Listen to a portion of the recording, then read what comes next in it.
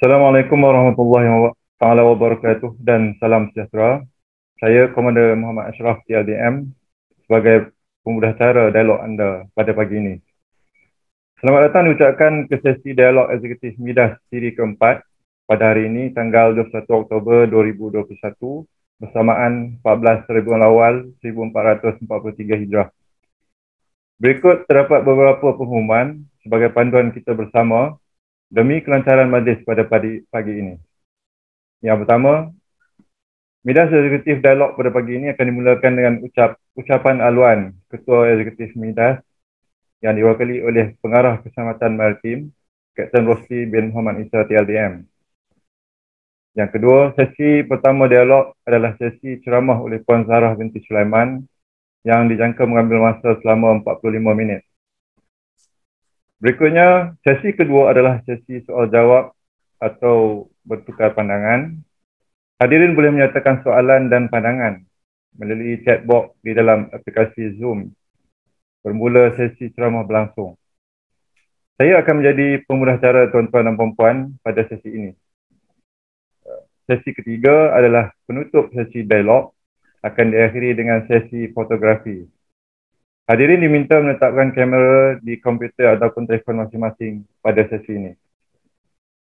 Dan akhir sekali, hadirin dimohon untuk menetapkan komputer dan juga telefon bimbit masing-masing ke tetapan mikrofon dalam mod senyap agar tidak mengganggu kelancaran majlis. Sekian, terima kasih.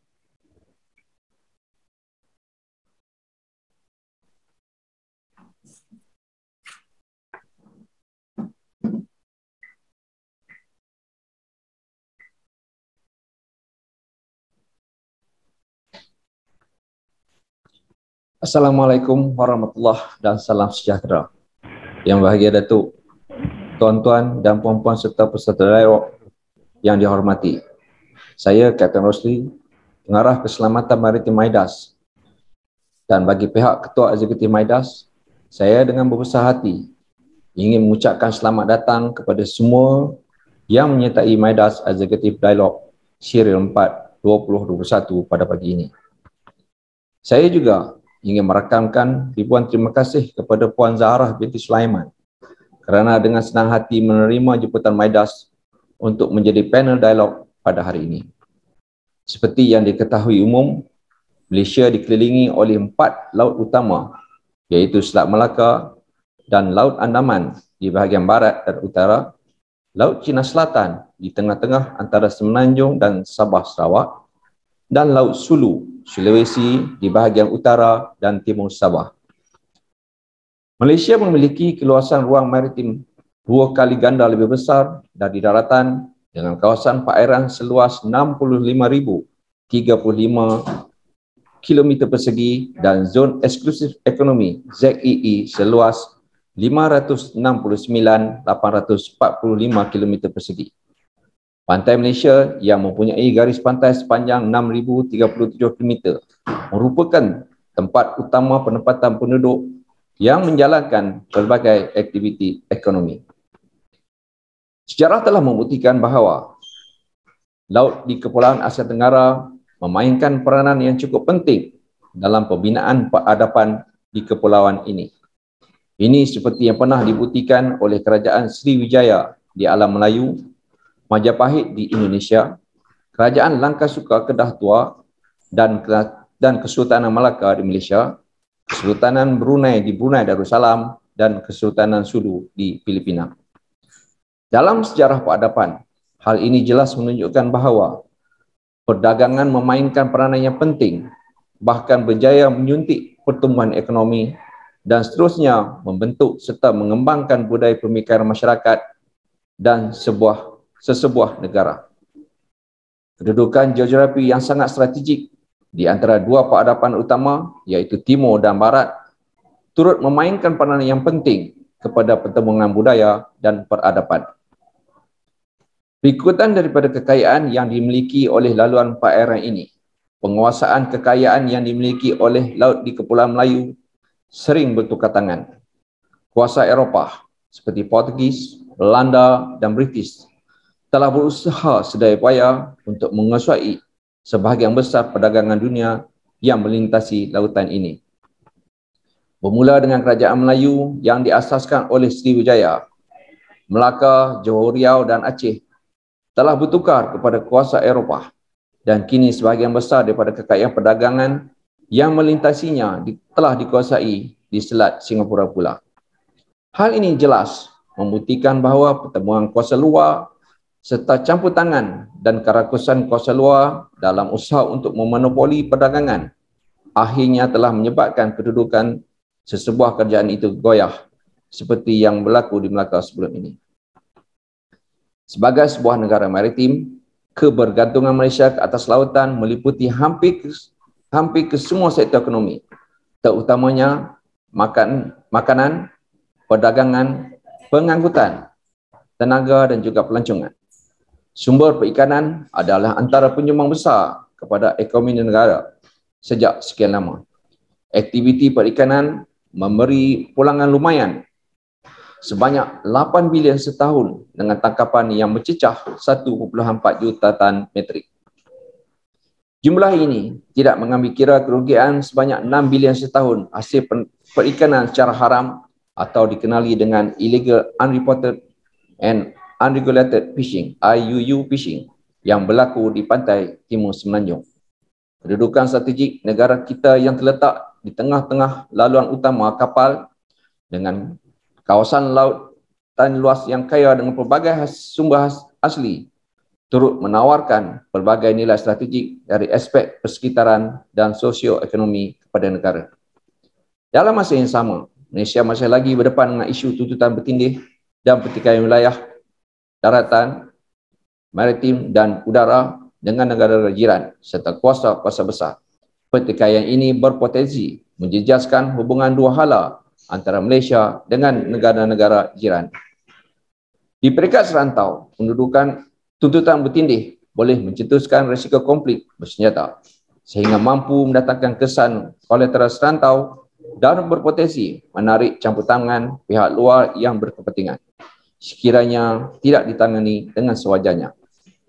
Kedudukan Malaysia yang terletak di laluan strategik maritim turut menjadikan Malaysia terdedah kepada ancaman bersifat pentas sepadan seperti penyeludupan manusia, hidupan liar, hasil hutan, dadah, barangan dan senjata, perdagangan manusia, perlawanan, jenayah terancang dan berbagai lagi. Umum mengetahui bahawa sektor maritim mempunyai potensi besar dalam meningkatkan kemajuan serta menjamin kemakmuran ekonomi Malaysia. Lokasi sahaja bagaimanapun tidak cukup untuk Malaysia berkembang maju dalam sektor ini. Kelestarian sektor maritim adalah teras kemakmuran ekonomi Malaysia melalui peluang pekerjaan, penyanaan pelaburan dan sebagainya. Justru itu, dialog siri keempat kali ini amat bertuah kerana dapat menjemput seorang panel yang berpengalaman jauh dan mempunyai kepahaman yang tinggi terhadap sejarah negara yang bersesuaian dengan tajuk dialog pada kali ini. Berlanjutan Kertas Putih Pertahanan, Maidas percaya dialog pada pagi ini adalah ruang dan masa yang sesuai yang dapat memberikan ruang kepada perbincangan yang membina dalam meningkatkan kepahaman dan lesson learned daripada perspektif sejarah dan seterusnya membuka ruang kepada merangka hala tuju dan strategi maritim sebagai sebuah negara maritim yang terkemuka di dunia pada masa akan datang. Sekian, terima kasih. Majlis mengakhirkan ucapan ribuan terima kasih kepada Yang Berbahagia Tuan di atas kata-kata haluan yang sudah pasti akan menyemarakkan lagi sesi dialog pada kali ini. Hadirin yang dihormati sekalian, dialog pada pagi ini akan diteruskan dengan sesi pertama, iaitu sesi ceramah yang akan membincangkan tajuk Malaysia, sebuah negara maritim, sejarah dan hala tuju. Sebelum saya menjemput Puan Zahra, izinkan saya memperkenalkan panel kita yang khas pada kali ini. Puan Zahra binti Sulaiman merupakan seorang penyelidik dan penulis sejarah bebas, ketua penyelidik, pengarang bagi jilid-jilid sejarah Tamadun Alam Melayu, pengajian bidang perniagaan, pemasaran dan multimedia. Beliau juga telah menulis sejak 25 tahun yang lalu dalam multimedia dan juga bahan-bahan kajian yang lain. Puan Zahra juga merupakan ketua pengarang buku sejarah tamadun asal alam Melayu, asal-usul Melayu induknya di benua Sunda, bersama-sama dengan Profesor Emeritus Datuk Nik Hassan Suhaimi dan Profesor Emeritus Datuk Dr. Wan Hashim Wantih, yang sudah pasti mencetuskan kontroversi dan polemik yang berpanjangan, serta menarik minat bagi mereka yang terbuka minda. Berikut pelancarannya pada tahun 2017 kerana membawa dapatan baru di dalam sejarah negara. Walau bagaimanapun, pada pagi ini kita akan lebih fokus kepada sejarah maritim negara kita, agar kita dapat bersama-sama mengetahui lalu mengambil pelajaran dari sejarah dan seterusnya meneruskan usaha nenek moyang kita untuk memartabatkan dan mempertahankan kedaulatan serta keutuhan tanah air kita yang tercinta ini. Hadirin yang dihormati sekalian, tanpa melengahkan masa, majlis mempersilakan Puan Zahra binti Sulaiman untuk menyampaikan ceramah beliau. Dengan segala hormatnya dipersilakan Puan. Terima kasih Komander Ashraf. Bismillahirrahmanirrahim. Alhamdulillahirabbil alamin. Wassalatu wassalamu ala asyrafil anbiya wal mursalin wa ala ahli wa sahbihi ajmain. Terima kasih pada yang berusaha pengurusi majlis, Komander Ashraf dan Lieutenant Colonel ucapan aluan tadi daripada Kapten Rosli, pengarah keselamatan maritim, dan juga kehadiran bantuan Puan Yusnita, semua hadirin hadirat sekalian, dan saya difahamkan juga ada beberapa wakil dari beberapa kementerian dijemput. Syukur Alhamdulillah. Pada semua yang hadir, yang saya muliakan, salam sejahtera dan salam hormat. Assalamualaikum warahmatullahi wabarakatuh. Jadi kita boleh mulakan dengan kita punya slide ya, on the title Malaysia sebuah negara maritim. Saya akan memberi pandangan dari sudut sejarah dan juga some data, probably new data yang boleh kita share sekali di dalam wacana ini. Saya nak sambung sikit tentang apa yang diucapkan oleh Kapten Rosli tadi, di mana kita semasa Treaty London kita kehilangan juga wilayah-wilayah seperti Kepulauan Linggar dan Riau, ya. Treaty 1823 itu, dan juga utara Semenanjung, di mana petani besar juga tidak dikembalikan kepada kita. Jadi, untuk mulakan wacana ini, saya mulakan dengan sejarah bagaimana alam maritim ini diterokai oleh bangsa Melayu dan juga Melayu dalam rumpun Melayu. Ya. Kalau kita lihat pada muka surat 1 tu ya, muka 1, saya mulakan dengan bermulanya dahulu ya, benua Sunda. Orang putih kata Sundaland, tapi saya ubah kepada benua Melayu Sunda. Sebab benua ini dihuni oleh keseluruhannya ya, oleh bangsa Melayu. Jadi daripada sinilah terjadinya dunia Melayu dalam alam maritim. Dan kalau kita lihat daripada slide kedua, kita melihat perpecahan benua Sunda ini kepada beberapa pulau di Asia Tenggara. If you can change the slide. Ya, macam mana daripada benua Sunda tadi, big landmass bertukar kepada kepulauan di Asia Tenggara ya. Dan kronologi terpisah kepada Kepulauan Nusantara ini dibuat oleh mula-mula sekali dibuat oleh seorang geologis Belanda yang bernama Molengraaf, yang mendapati Benua Sundang ini dahulunya tinggi lagi daripada permukaan laut, tapi kini tenggelam ya akibat sistem peparitan kunonya, ditenggelami air sedikit demi sedikit ya. Mengikut kajian dia tenggelam dan masuk ke dalam pesisiran pantai satu batu setiap tahun. Itu amat luas ya, dia masuk laju. Dan nama Sundaland ini pertama kali diusulkan oleh Reinhold William. Dia juga seorang Belanda, penjelajah geografi di Indonesia, dan dia gubal nama Sundaland ini pada tahun 1949 berdasarkan penelitiannya selama peperangan dunia pertama dan kedua di daerah negara-negara di sebelah rantau Asia Tenggara ini tidak terjejas ya. Dan dalam bahasa Sanskritnya Sundara itu adalah maskulinnya dan Sundari itu femininnya, yang bermaksud cantik dan unggul.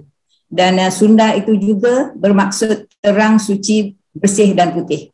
So daripada pencerahan ini, saya berharap sangat kalau kita dan kerajaan dan juga TLDM boleh menggunakan perkataan Sunda ini kerana maksudnya amat baik ya, boleh diketengahkan maksudnya itu.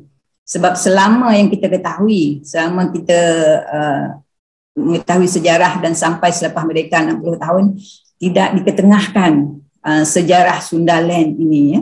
Dan macam mana alam maritim menjadi sebahagian kehidupan orang bangsa Melayu daripada dahulu sampai selepas penjajahan British, ia mati kubur macam tu sahaja ya.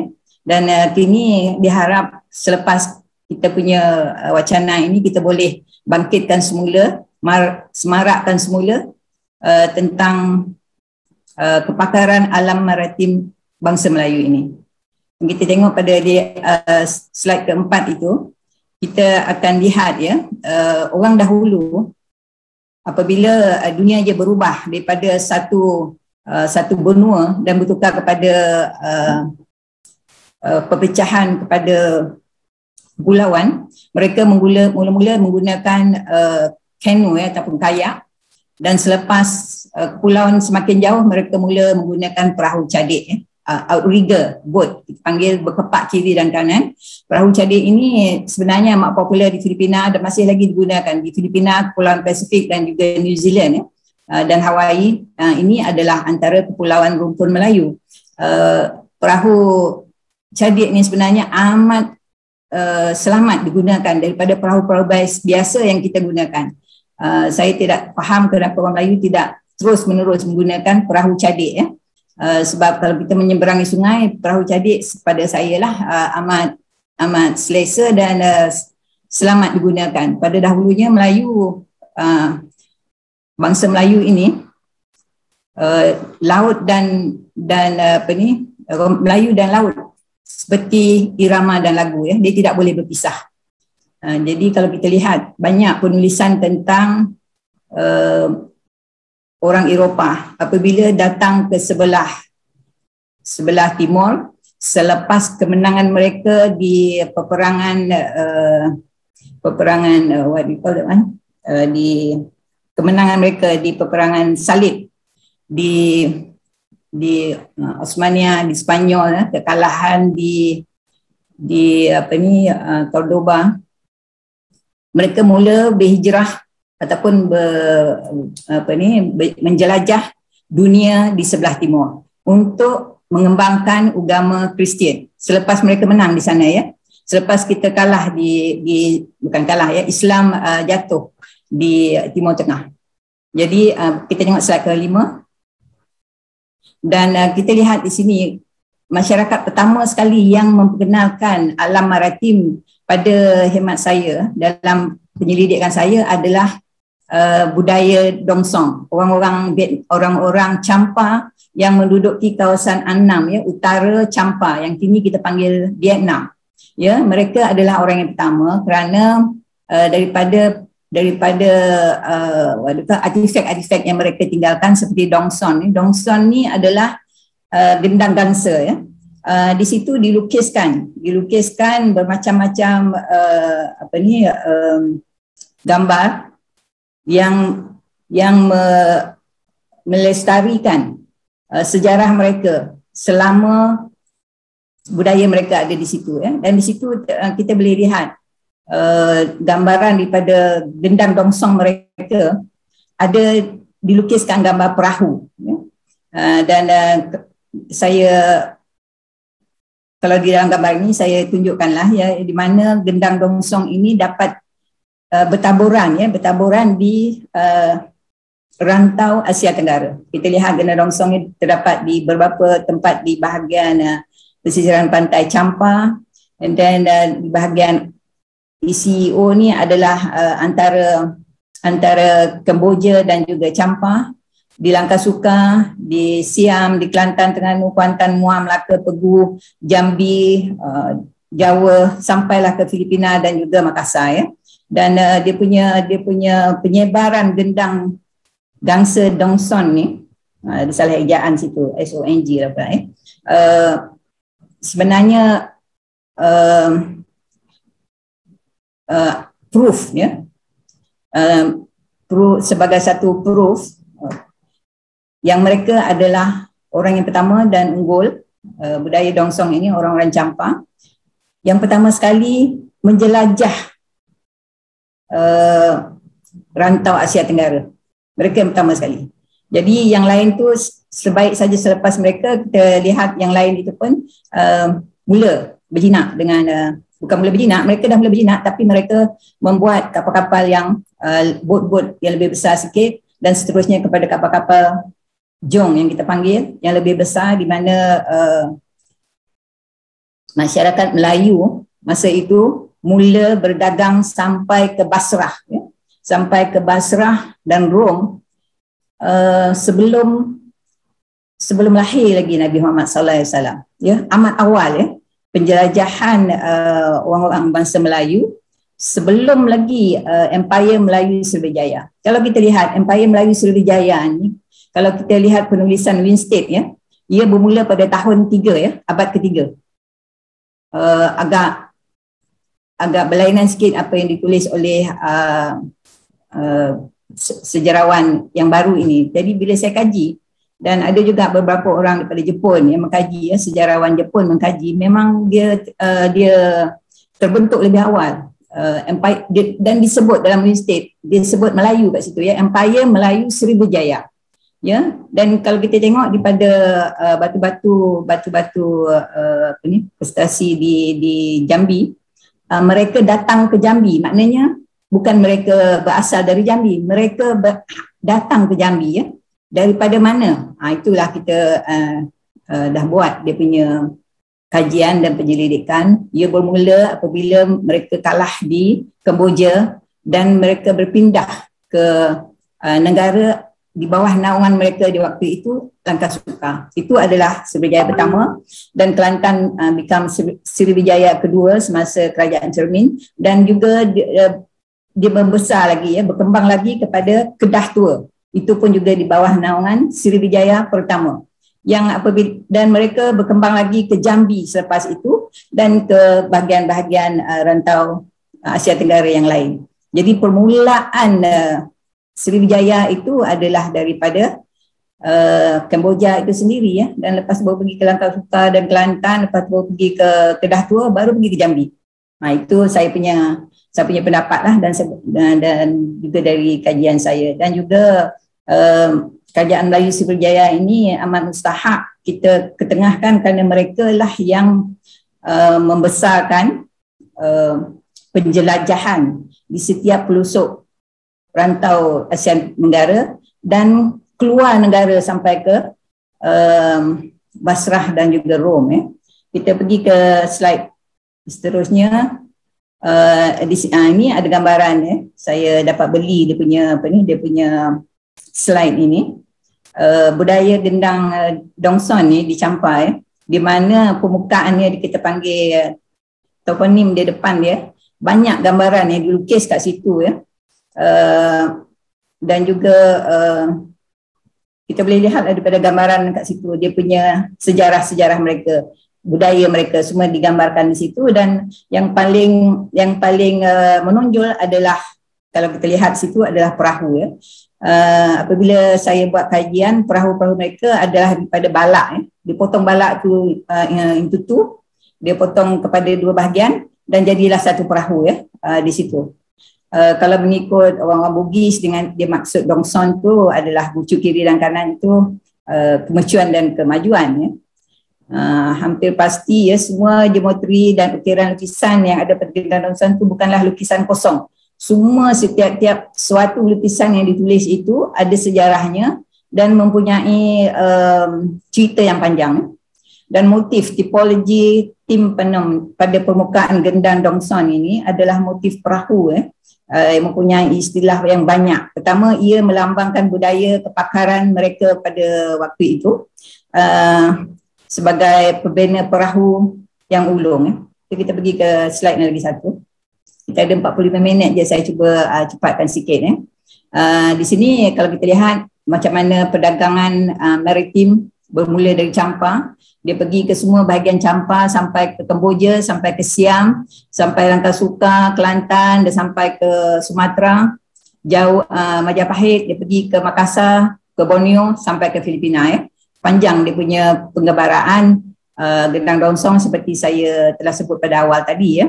Dan Dongson ini kalau kita melihat dalam tulisan-tulisan Eropah, ia bermaksud budaya Gunung Timur ataupun East Mountain Culture. Ya, lazimnya gunung ini sinonim ya, dengan dan kerap disebut sebagai budaya kemelayuan. Ya, sebab Melayu itu itself bermaksud orang gunung ya. Kalau mengikut Sanskrit ya, Mala tu adalah bangsa. Mala adalah gunung dan Yud bangsa ya. Jadi kita ni mengikut Sanskrit adalah bangsa daripada yang suka menduduki kawasan-kawasan gunung ya. Itu kerana pada asalnya dulu orang asli memang suka duduk di bahagian-bahagian gunung ya, kerana sejuk agaknya ya. Dan di dalam gambar sebelah ni semua wilayah yang berkerajaan ni terdapat mereka ada mempunyai gendang Dongson di waktu kesultanan mereka ataupun daripada cari gali yang daripada ekskavasi arkeologi yang mereka buat, terdapat gendang Dongson yang berusia antara 500 tahun ke 1000 tahun ya. Menunjukkan masyarakat Champa ni antara yang pertama keluar berlayar berdagang. Kita lihat lagi satu, slide ke-8 dia. Ini dah biasa lah ya, kita dah sebut daripada awal tadi di mana Melayu ni memang pakar untuk ulung dalam budaya maritim, mahir dalam pembinaan kapal besar pelumbung logam yang seperti emas dan timah yang terawal. Ini ditulis di dalam buku ada buku tentang ini, dan pembinaan bandar kota terbesar seperti Angkor Wat, Borobudur dan Kedah, kota Kedah Tua. Kota Kedah Tua itu dulu adalah sebuah kota yang ada wall keliling dia, tapi dihancurkan semasa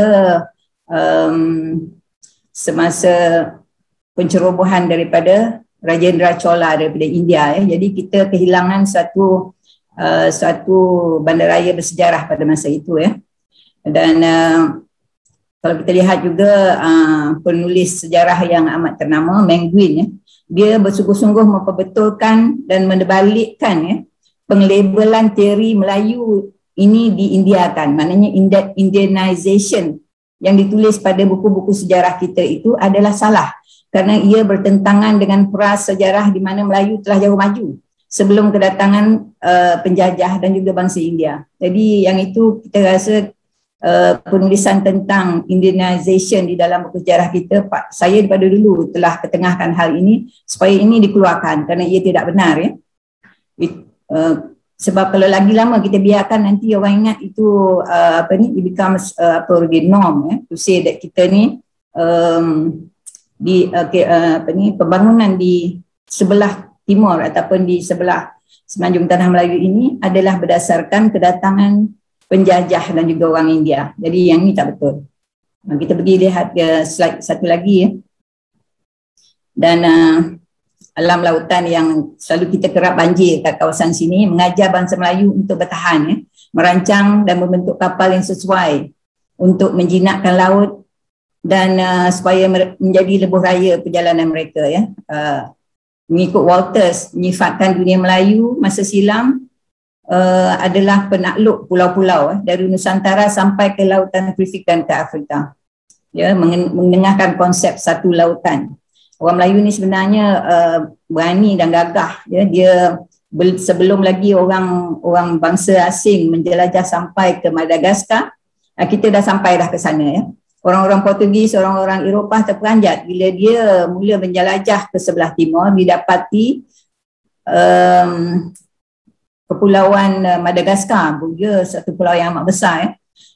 Dihuni, diterokai oleh orang Melayu, boleh katakan 100% ya. Orang Melayu pada masa itulah, pada mula. Orang di dalam Oxford Encyclopedia mengatakan orang-orang kulit hitam di Afrika tidak dapat menjelajah ke Madagaskar. Walhal mereka amat dekat dengan Madagaskar. Kita yang jauh 8,000 batu, kita boleh sampai ke sana. Pada zaman yang belum ada orang pergi menjelajah begitu jauh ya. Di situ juga ada konsep yang mereka sebut satu lautan ni, dia berlabuh berangkat macam kereta api komuter ya, dari pulau ke pulau, Arabia, Lautan Hindi, Jawa dan juga Lautan Campar sehinggalah Pasifik sebagai kampung halaman mereka ya. Kebiasaan itu menjadikan mereka sebagai jagoh dalam alam maritim Melayu. Kita pergi ke next page. Ini adalah seorang pengkaji juga antropologi ya, Gattercore, menulis the world greatest colonizers spreading eventually as far as westward as Madagascar, eastward to Easter Island hingga ke Hawaii ya, dan sampai ke New Zealand. Ini tercatat dalam UNESCO dan antara penulis Eropah yang menulis tentang kepakaran dan kemahiran bangsa Melayu dalam alam maritim ini adalah John Tiffany, Matheson, Gasper, Walter, Solheim dan ramai lagi actually yang menulis tentang keberanian Melayu yang mula sekali menjelajah dunia ya. Dari hujung dunia ke hujung dunia, mereka katakan itu adalah kiasan yang banyak ditulis oleh bangsa-bangsa Eropah. Pada orang Melayu adalah satu laluan mudah semacam perjalanan komuter seperti saya sebut tadi ya, semacam highway. Kita pergi ke slide lagi satu. Kalau kita lihat ya, mula-mula saya baca dulu pun saya kata panjat ya, apabila dikatakan apabila Empire Melayu Sriwijaya di akhir kejatuhan Sriwijaya ya, mereka berpindah daripada Jambi ke Singapura. Mereka berpindah bukan 2-3 kapal ya. Mereka berpindah satu truk ya, satu gerombolan yang amat besar, di mana kalau kita lihat lautan terpenuh dengan kapal ya. Tidak boleh dikira jumlahnya, dan tiang mengikut penulisan ramai penulis barat mengatakan tiang layar kapal kelihatan seperti pokok hutan. Begitulah banyaknya mereka sampai ke Singapura ya. Bukan dulu kalau kita baca dalam buku sejarah kita ingat 2-3 kapal, rupanya ramai. Selepas itu apabila Majapahit marah pula kepada Sultan terakhir Sriwijaya ini, mereka bawa lagi 300 jong-jong besar dengan 3,000 askar untuk nak lawan Parameswara masa itulah ya. Dan lagi situ saya nak pertengahkan, Parameswara ni bukanlah nama orang ya. Saya telah buat kajian beberapa tahun yang lepas. Parameswara ini dalam bahasa Sanskritnya bermaksud duli yang maha mulia, dan Permaisuri juga bermaksud duli yang maha mulia ya. Dan mereka ini sebenarnya semua ada nama ya. Sultan Iskandar apa semua ada nama. Jadi depan dia tu dia taruh Parameswara, kemudian baru taruh Iskandar Shah ke apa. Jadi itu saya dah mula betulkan tentang kesilapan nama Parameswara, di mana ia bukan satu nama, ia adalah satu anugerah diraja ya. Kalau kita perhatikan Portugis di Timur Indonesia dalam upacara dari perhatian Portugis di Indonesia, banyak upacara istiadat negara diadakan di atas kapal. Dahulunya bila orang barat datang kemari, dia terperanjat tengok di bahagian Asia Tenggara ini, di Kepulauan Melayu, tiap-tiap rumah ada bot ya. Sekurang-kurangnya ada bot ataupun ada jong. Mana yang kaya itu, orang-orang yang bangsawan ada jong besar. Seperti kereta kita kat rumah lah, macam itulah, banyaknya, berpuluh ribu. Mereka terperanjat menengok orang kata kita punya budaya orang Melayu dengan alam maritim ya. Kalau mereka terpanjat, dia banyak istiadat diraja ataupun orang-orang biasa mengadakan istiadat mereka di atas kapal. Ya, mereka gembira berada di atas kapal daripada meraihkannya di atas darat. Itu satu keanehan dan keunikan bangsa Melayu pada masa zaman itu ya. Yang ni saya dah sebut tadi pada pasal Indianization. Dan kita pergi ke next page. Dan ada lagi kot sebelum ni. Yang page 11 dia apa ya? Okey, sudah. Okey, kita pergi ke next page ni adalah teknik pelayaran Melayu Purba. Rasanya ini ramai dah tahu dah. Mereka banyak menggunakan panduan arah angin ya. Dan juga warna air laut, suhu air laut ya. Psycho navigation they call it. Jika berlayar waktu malam mengikut arah bintang, bentuk gelombang laut sama ada laut tenang ataupun laut gelora ataupun selamat atau tidak untuk melalui arah itu. Dan jika menghampiri daratan, banyak lagi beberapa petua yang mereka gunakan seperti adanya burung-burung di keliling dan jenis ikan dan haiwan yang terdapat di dalam air itu ya. Dan kita lihat pada dan teknik ini banyak orang tak tahu pada mulanya, selepas itu dah ramai orang tahulah ya.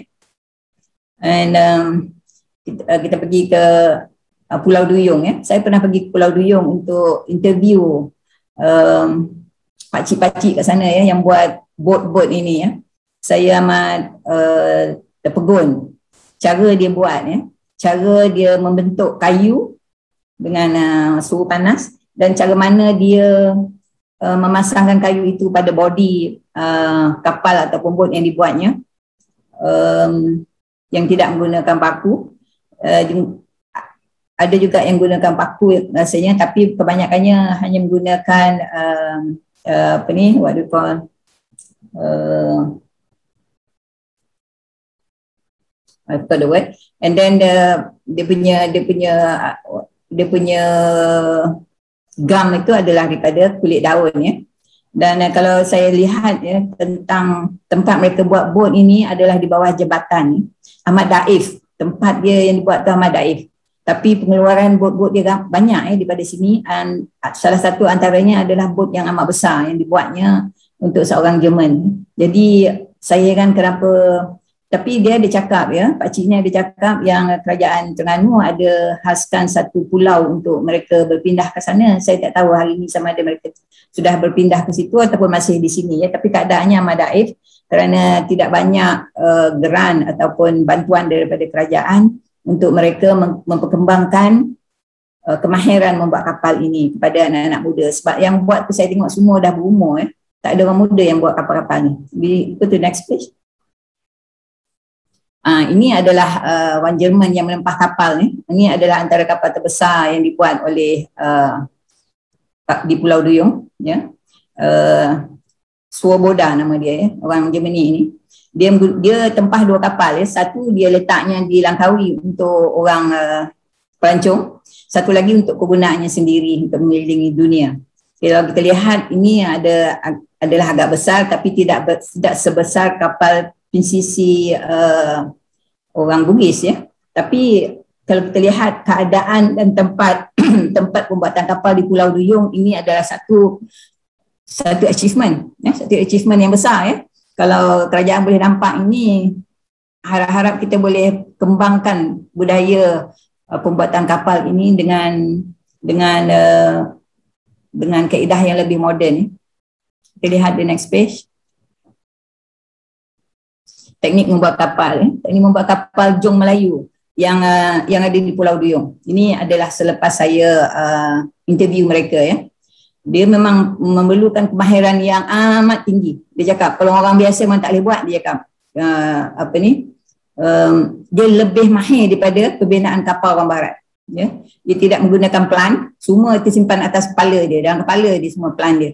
Dan kapal yang menggunakan pasak dan kayu tanpa paku. Betul saya nak sebut pasak tadi, hilang perkataan pasak tu. Pelekat antara kepingan kayu dinding kapal menggunakan kulit gelam dari pokok gelam. Jadi bila kulit gelam ni bila terkena air, ia akan mengembang mencantumkan kepingan dinding kayu tadi menjadi satu, tidak bocor ya. Dia tahan lama, dia tahan amat lama. Dan kalau bocor pun nanti dia akan buat lagi sekali. Ini adalah satu teknik yang tidak ada pada tempat lain ya. Dan dinding kayu yang besar tadi dilengkungkan gunakan haba panas seperti saya sebut tadi. Dan ilmu ini sangat purba ya. Teknik yang sangat tua. Jadi amat malang kalau kita tidak bukukan ya cara mereka membuat kapal ini. Kerana teknik dia tu tak ada di tempat lain. Saya tak nampak lah, saya banyak baca buku-buku, saya banyak kaji buku-buku yang ditulis oleh penulis sejarah di rantau ini dan juga di Eropah. Tak ada menulis tentang kemahiran pembuatan kapal di Pulau Duyung. Ini di Pulau Duyung lain sikit dia punya keistimewaan dia ya. Memang lain. Kalau di TLDM boleh ambil apa orang kata buat satu kajian ya, dan buat satu buku tentang ini, saya rasa memang boleh kita ketengahkan kepada anak-anak muda yang lain ya. Ilmu ni sangat purba dan teknik dia sangat tua. This is one line ya, yang kita boleh jadikan byline ya. Sangat purba dan sangat tua. Teknik yang sangat tua dan memang unggul ya. Teknik yang sangat baik, kekal sehingga ke hari ini ya. Bukti ini milik moyang kita. Tak ada orang lain. Milik ini memang tak ada orang lain punya. Ya, jadi kita pergi ke next page. Cara dia buat kapal ni, dia memikirkan cara reka bentuk dan teknik bertahan tu beribu-ribu tahun ya. Beribu-ribu tahun. Dia sampai ke tahap cara dia buat hari ni. Yang di Pulau Duyung ya. Saya cakap tentang di Pulau Duyung. Teknik yang tidak sama dengan mana-mana negara di dunia ya. Membuat kapal pada zaman dahulu. Moyang Melayu tak awal membina kapal kerana keadaan banjir. Ini saya dah cakap tadi. Dan hari ini orang muda tidak berapa minat membuat kerja sebegini kerana pemikiran dikawal oleh pembangunan barat ya, di mana bot boleh beli siap ya, dah siap je boleh dah siap sedia ya. What we call this one, bukan daripada kayu, daripada plastik tu, what we call that one, murah je, dapat 3,000 dah ada satu bot ya. Walhal kapal kayu sebegini boleh terus hidup membezakan kepakaran zaman purba yang masih canggih ya, dan hebat kapalnya berbanding kapal moden hari ini ya. Banyak dikopi daripada reka bentuk mereka dan cara pembuatan mereka. Kalau kita lihat di bahagian Makassar ataupun Sulawesi ataupun Jawa, ada juga mereka menggunakan pasak, tapi sekarang ini mereka sudah menggunakan banyak skru dan paku ya. Dan teknologi ini ya, teknologi moden ya, jangka masa pembinaan boleh dipendekkan kalau kita gunakan kaedah-kaedah yang lebih moden. Dan kalau lebih ramai lagi yang mengetahui belajar cara pembuatan kapal di Pulau Duyung ini, probably teknologi ini boleh dimodenkan lagi. Kita pergi ke ya, ini Indonesia ya. Indonesia ni memang dia dah terkeluar daripada kekuatan alam maritim ya. Selepas kekalahan mereka di dalam peperangan untuk menjatuhkan Portugis di Melaka ya. Semasa Portugis dapat menawan Melaka, ramai jiran-jiran negara di serantau ini cuba menolong Kesultanan Melaka ya. Tapi gagal ya. Kenapa gagal? Banyak sebab yang saya tidak dapat nak cakapkan di sini ya. Banyak sebab sensitif, antara sebabnya amat sensitif, di mana kekalahan Kesultanan Melaka pada masa itu, kalau diikutkan boleh saja menang ya, kalau dapat dibantu oleh jiran-jiran seperti Aceh dan juga Jawa pada masa itu ya. dan apabila kekalahan mereka banyak kapal-kapal mereka terbakar dan nyawa-nyawa yang terkorban pun banyak, jadi mereka mundur dan sejak dari itu mereka tidak lagi menguasai alam maritim di rantau Nusantara ini. Selepas mereka mengundur, tapi bahagian Makassar, bahagian Semenanjung Tanah Melayu masih lagi terus menggunakan kapal-kapal jong-jong besar ini, dan antara kapal-kapal yang terbesar macam Mendam Berahi dan banyak lagi kapal-kapal lain daripada Aceh, daripada sebelah Kelantan, Terengganu dan juga Makassar dan juga Borneo, Brunei, menggunakan kapal-kapal jong besar, tapi kebanyakan jong-jong besar ni dibuat di Pegu. Di Pegu ni adalah sebahagian daripada Burma pada masa itu, tapi dia mempunyai provinsi kerajaan mereka sendiri. Kita pergi ke next page. Ini saya akan datang ke Pegu tadi. Macam Bendam Berahi ni, pada saya punya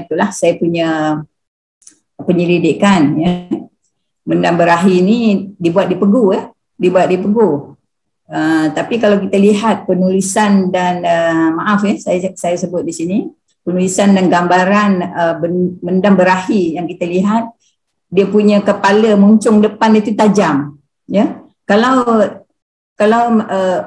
kapal-kapal yang muncung dia tajam itu bukan kapal yang dibuat di Pegu, itu adalah kapal yang dibuat di kapal-kapal pesisir yang dibuat di Makassar. Jadi saya agak keliru kat situ. Sebenarnya Bendam Berahi pada hemat saya, rupa dia macam ni.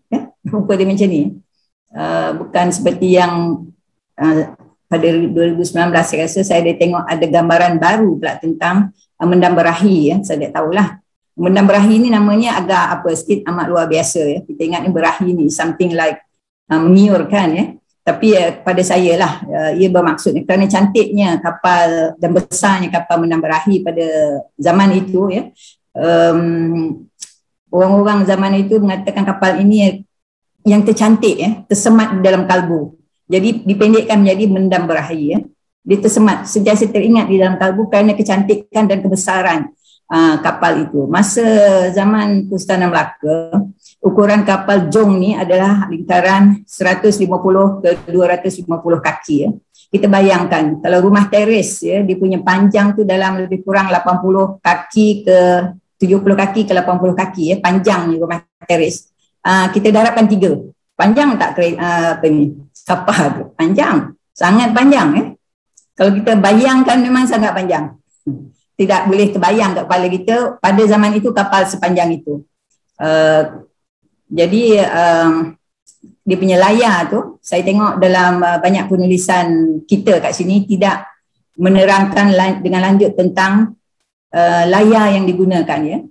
Pada tahun 1400 dah mula pengenalan mesin dikenalkan. Jadi kanvas layar kapal jong pada masa itu adalah dibuat daripada jut. Jut ni adalah apa yang kita panggil hari ni guni dan dicampur dengan kapas. Jadi bila dia tenun, bila dia campur, dia jadi macam seakan kanvas. Campuran serat tersebut dia menjadi seakan kanvas. Dan benang kanvas rami ini, jut tu adalah rami dalam bahasa Melayu, pada dasarnya terdiri pada 2 lapis. Supaya dia kuat kerana tekanan angin dia, tekanan angin tu kuat. Kalau tidak tebal, dia akan bocor cepat. Jadi cara dia membuat layar itu, ketebalan dan keseragaman itu mesti dapat menahan tekanan angin yang kuat. Kerana bila pada masa ini 1400 pedagang Melayu sudah mula pergi ke sebelah barat, ke India, ke negara Arab, ke Turki dan ke bahagian Afrika di sana. Jadi dia punya pembuatan tu lebih canggih. Pada masa itulah dia lebih canggih. Dan kebanyakan kapal jong yang besar-besar ini dibina di Pegu, di Burma. Pegu ni adalah pusat pengumpulan beras yang terbesar pada masa itu, dan kayu utama dia yang terbaik, ya, kayu cengal yang terbaik, dan mereka mempunyai banyak sangat kilang-kilang papan pada zaman itu, di Pegu. Walaupun banyak limbungan buat kapal di bahagian lain di Nusantara ini, tapi Pegu amat terkenal, ya, kerana orang Eropah pun menempah kapal di Pegu, ya. Kita pergi next page. Orang Pegu ni sebenarnya adalah daripada rumpun Melayu, ya. Orang Pegu ni dia dipanggil Mon Penyu, ya. Mon Penyu ni dah dialih bahasakan, dia bermaksud rumpun Melayu juga, ya, dia rumpun Melayu, dan kebanyakan orang-orang di sebelah selatan di Semenanjung Darah Melayu, Brunei dan juga Sumatera dan Jawa selalu berulang-alik ke Pegu. Dan banyak juga di antara mereka yang menjadi penghuni di situ, ya. Dan kalau kita lihat pada tahun dia mula mengikut sejarah lah. Jadi tapi saya rasa awal lagi pada tahun yang disebut di sini, ya, pada tahun 573 memang dah kumpulan bangsa Mon ni di Pegu, ya. Dan tapi seperti juga di Champa dan juga di Kemboja, bangsa-bangsa Melayu ni banyak ditindas, ya, ditindas dan diperangi, sehinggalah kaum Mon di Pegu ini menjadi pupus, ya, sayang sekali, ya. Jadi hilang kepakaran, kemahiran membuat kapal tu di situ, ya. Pada tahun selepas satu-satu, ya, mereka diperangi oleh bangsa yang mendatang. Burma ni dulu ada orang asli di sendiri, tapi orang yang mendatang sama juga seperti di Thailand, Siam dulu, orang yang mendatang adalah orang Thai. Orang Thai ni adalah daripada pergunungan di Sungai Kuning di China. Ya, mereka adalah bangsa Thai, bangsa Cinahan juga, tapi dalam rangkuman tribal yang dipanggil Thai. Jadi mereka turun ke selatan, mereka turun ke Burma dan mereka turun ke Siam dan telah mencerobohi dan memerangi orang asli-asli ataupun pribumi di sini, ya. Dan disitulah Pegu bukan hilang di mata dunia. Pegu actually membangun biasa juga, tapi penghuni awalnya, ya, hilang di mata dunia. Dan next page, ya. Actually Pegu lepas kekalahan mereka yang last digunakan sebagai pengkalan untuk menawan Siam pada masa itu, ya. Dan kita kalau lihat sini, ya, European interest in Pegu Burma. Ini ditulis oleh William Hunter, ya. Saya baca tentang ini, ya. Pasal apa semasa orang-orang Mon hilang daripada Pegu, the Europeans, ya, orang-orang Eropah tidak berasa apa-apa, tidak merasa kehilangan apa-apa, ya. Sebab apa? Pada waktu inilah British take over Pegu, ya. The principal object of European who frequent this spot is the trade of thick wood, ya. Dia punya kayu cengal dekat situ amat baik, ya, which is produced in greater plenty, maknanya banyak, than any other part of India or other parts of rantau ini, ya. This is a tree which grows to a very considerable size, besar, dan tekstur dan juga kayu dia keras, resembles oak. Ya, oak adalah satu kayu yang very popular di Europe. It is most universal use not only in making furniture but more especially in the construction of ships. Ini popularnya bandaraya Pegu, ya, pelabuhan Pegu, ya. Accordingly, we find the vessels built of this wood last much longer than any others. Ini ditulis oleh William Hunter, ya. Next page. Jadi saya besarkan sikit pasal Pegu ni sebab dia adalah satu pelabuhan limbungan pembuatan kapal yang terbesar di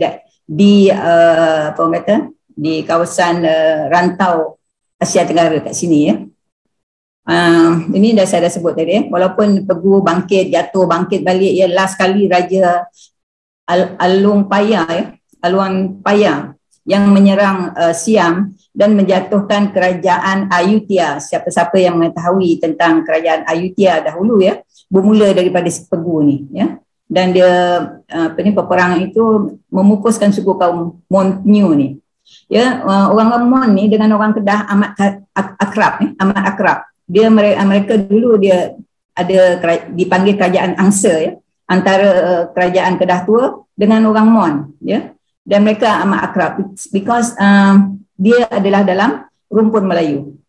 Ya, Pegu ni according to penulisan orang-orang Eropah amat cantik, ya, pasal dia membangun, ya, terutama dalam pembinaan kapal Jong ni, dan sesiapa yang mengunjungi kawasan Pegu ni dia macam Venice jugalah, ya. Dia kerana kepesatan pembangunan kapal kat situ, jadi yang lain tu menumpang sama, ya, membangun, ya. Di sini dia diperincikan oleh penulis-penulis Eropah sebagai kehebatan Pegu, ya, terpegun dengan kecantikan Pegu pada masa itu, ya. Sekarang ini kita tak tahu macam mana tinggalan, Mon selepas peperangan yang terakhir. We go to the next page. Ini kapal Mendam Berahi yang saya ketahui pada tahun penulisannya pada tahun 2019, ya. Kalau kita lihat muncung dia tajam, ya, dan belakang dia pun tajam, dan layar dia 3 segi, ya, bucu 3. Pada penulisan banyak penjelajah Eropah yang datang kemari pada tahun sebelum 1400 sampai 1600, kebanyakan, ya, sebahagian besar Jong-Jong mempunyai layar 4 segi, bukan segitiga, ya, 4 segi, tidak berbucu 3. Jadi saya keliru kat sini, tapi boleh jadi saya tak tahu macam mana dia penulis ni dapat dia punya details on Mendam Berahi. Saya tak boleh nak sebut saya punya betul atau mereka dia punya betul, ya. Tapi bila saya cek juga yang tulisan 2019 ini tidak ada berdasarkan bukti-bukti, ya, dari mana kedapatan panjang Mendam Berahi ini sebanyak 328 kaki is big, you know. 328 feet is really very big. Saya rasa tak sampai panjang 328 kaki, ya. Lebar 36 kaki, lapisan ada 7 tingkat, and all those things yang ditulis kat situ, ya. Memang kapal Jong mempunyai dayung, semua kapal Jong mempunyai dayung, tapi berapa banyak dayung itu terpulang. Dan juga di sini dia mengatakan dilengkapi dengan meriam-meriam yang besar. Setahu saya Mendam Berahi bukan kapal perang. Dia adalah kapal dagang dan kapal untuk pergi menjelajah ke negara-negara untuk menyambung persahabatan. Tapi saya tak tahulah, kemungkinan selepas itu akhir tu mereka taruh meriam atas kapal Mendam Berahi. Saya tak tahulah, ya. Jadi ada beberapa kat sini yang tidak sama dengan penyelidikan saya. Itulah saya berharap sangat, ya, kalau ada pihak-pihak kerajaan yang boleh mengadakan dana, special dana khas, ya, untuk membuat kajian terperinci tentang ini, ya. Kita banyak boleh membuat penyelidikan dari Portugal, ya, daripada di punya museum Portugal, buku-buku di Portugal, di University Leiden di Holland, banyak juga penulisan tentang kapal-kapal Jong di sebelah sini, di Archive di London, dan juga even di Amerika, dan juga kita lihat di sebelah rantau sini Jepun dan juga China, ya.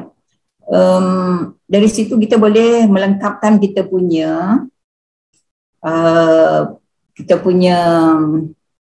the whole picture, ya, macam mana rupa kapal-kapal di bahagian Semenanjung Tanah Melayu ataupun di Malaysia dari zaman berapa hingga ke tahun berapa, ya, supaya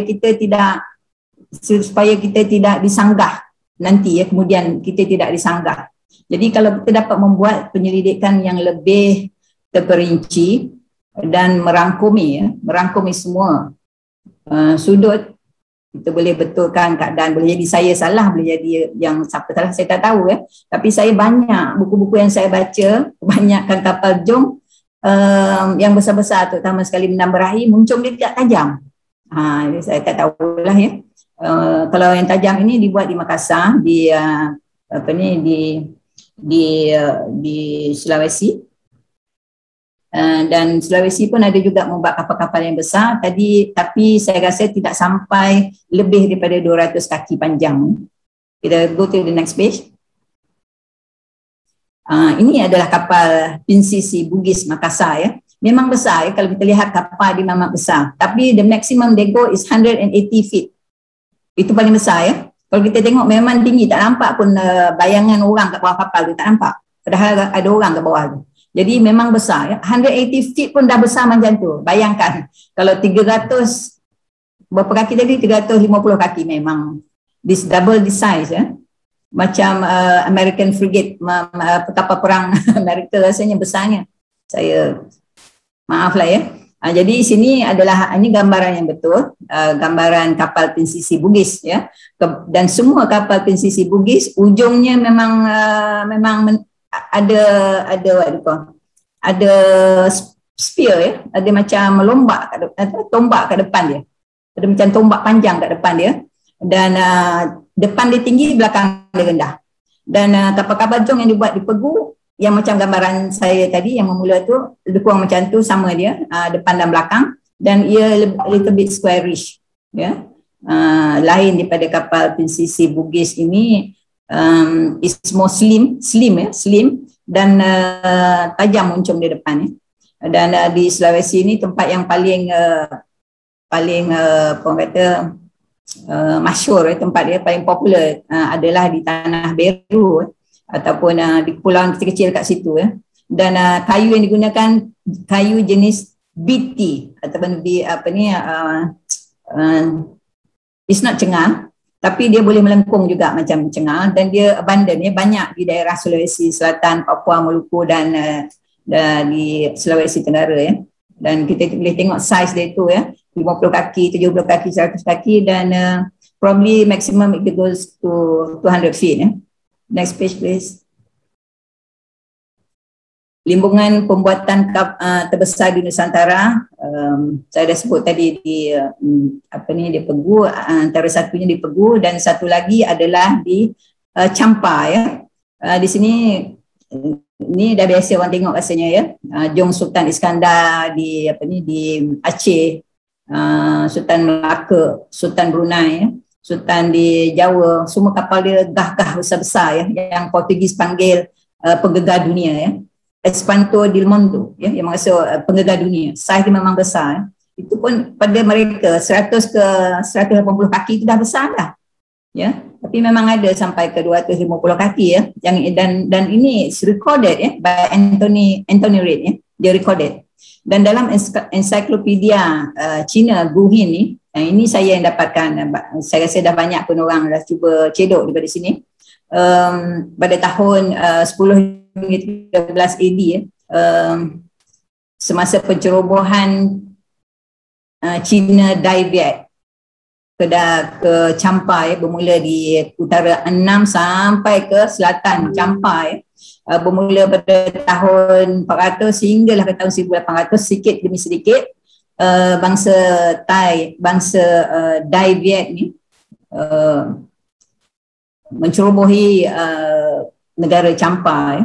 Dan di Champa, di selatan Champa tu ada satu keluarga dipanggil keluarga Pu. Pu ni dalam bahasa Cina, tapi dalam bahasa Melayunya keluarga Abu ya, Abu. Abu ni adalah orang tempatan yang telah berkahwin dengan orang Parsi, dikatakannya orang Parsi ya. Tapi either orang Parsi ataupun orang Arab, tapi saya rasa orang Parsi, kerana orang Parsi pada masa itu ramai ya, banyak. Mereka di Ayutthaya, di Siam, dan juga di Champa, juga di Hainan, China. Ya, banyak ya orang-orang Parsi ni. Jadi saya, pada hemat saya, yang berkahwin dengan orang tempatan Champa ini adalah orang Parsi, dan keluarga mereka membesar pada masa itu sampai 300-400 ya, dalam keluarga mereka, keluarga Abu. Mereka berpindah ke Fujian ataupun Guangdong di China selepas Champa jatuh ke tangan Dai Viet ya, pada masa itu ya. Mula-mula dah banyak jatuh, dah almost kalau pada tahun 1200 dah almost half, more than half taken by the Dabiat. Jadi ratusan ribu meninggalkan Champa. Ada yang datang ke Mari, ada yang datang ke Brunei, Filipina, dan keluarga Pu ni dia berpindah ke Hainan sebabnya di sana ramai juga keluarga dia di Hainan, dan di situ mereka boleh buat limbungan kapal ya, sebab mereka mahir membuat kapal. Jadi apabila China kalah kepada Mongol pada masa itu, Mongolia, masa-masa Kublai Khan ya, dan orang Mongolia memerintah China selama 80 tahun ke 90 tahun, dan semasa itu keluarga Pu ni berpindah loyalty dia kepada orang Mongolian ya, orang Mongol ni. Jadi bangsa-bangsa Cina amat marah pada keluarga Pu ni ya. Dan apabila mereka menyebelahi, keluarga Pu ni menyebelahi Mongolia,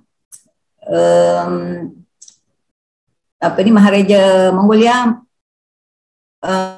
menghadiahkan kepada mereka untuk membuat 200 kapal bersaiz besar, di mana 50 di antaranya telah disiapkan oleh keluarga Pu ni ya, disiapkan, dan keluarga Pu ni menghentikan pembuatan kapal untuk China.